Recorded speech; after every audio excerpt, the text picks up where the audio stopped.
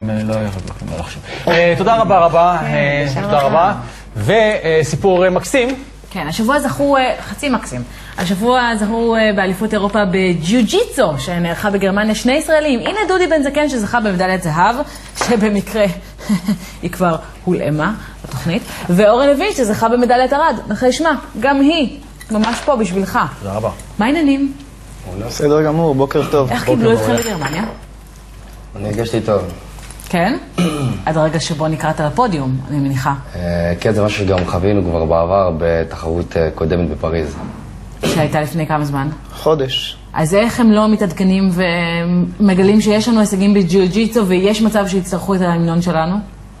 כבר היה הישג, הוא זכה בתחרות אליפות פריז, אני לקחתי מקום שלישי, הוא לקח שם ראשון, קטגוריות שונות, ולא היה את ההמנון, אז הפעם הוא בא מוכן, הוא לא נתן שום סיכוי שזה יקרה. זה קרה גם במדינות אחרות?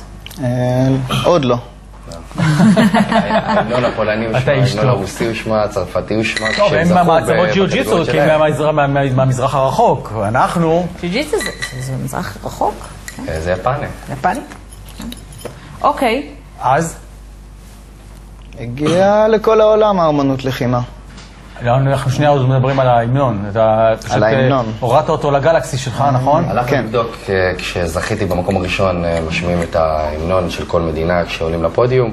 ביררנו לפני כן, הוא שלח את הנציג שלנו, בדק, וגילה שאין, להפתעתנו.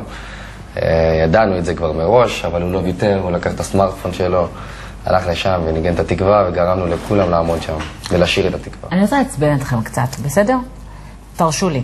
ההישג שלכם הוא עצום, ויפה, ומכובד, ופה אני לא שמעתי על זה באף מקום, חוץ מבגלי צה"ל.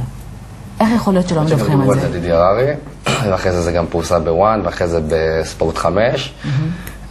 הכותרת שתפסה זה כמובן המבורכה בגרמניה, כי זה ספורט חדש, זה ספורט ש... מה, ג'יוג'יטסו זה ספורט עתיק יומין, לא? שהוא מתפתח אבל עכשיו. יותר מודע לציבור כרגע. אני לא ממש יודע, אני לא ממש בטוח שאם אני אראה ג'יוג'יטסו, אני אדע שזה זה. איך הוא נראה? זאת אומרת, מה המאפיינים שלו? זה סוג של ג'ודו, אתה תראה. כי זה מתחיל בדיוק בעמידה עם החליפה, ואז זה פשוט ממשיך בקרקע.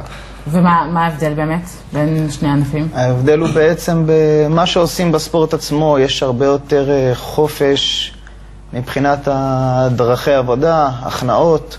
מותר לדקור? זה יש מגבלות, אין כלי נשק. אבל הוא יותר מדמה מצבי אמת, הוא יותר מתעסק באומנות לחימה מאשר בספורט. זאת אומרת שלוחם הג'יוג'יטסו כשהוא מגיע חס וחלילה למפגש לא נעים ברחוב, יודע להתנהל יותר טוב. הוא לא מגיע למפגש שלא נעים ברחוב. מה זאת אומרת? אין צורך להגיע לזה. הסיכוי שלך להגיע למצב אלימות ברחוב ברוב המקרים נובע מהתנהגות של בן אדם. אם אתה מספיק רגוע, מספיק בטוח בעצמך, אין סיבה שתיכנס למצבי אלימות.